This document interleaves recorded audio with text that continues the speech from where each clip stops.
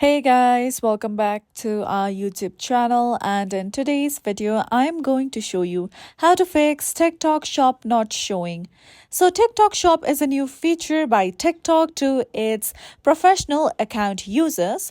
So if you don't see that feature on your account, your app must not be updated to its latest version.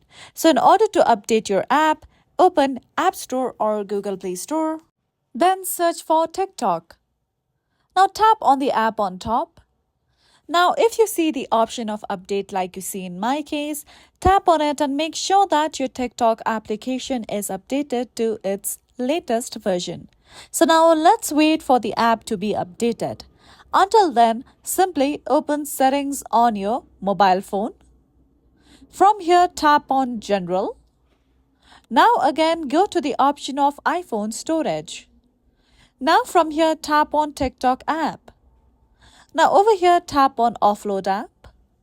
Then tap on Offload app again. By doing this step, you will be able to clear cache from the application. Now after some time, tap on Reinstall app and wait for the TikTok application to be reinstalled on your mobile device.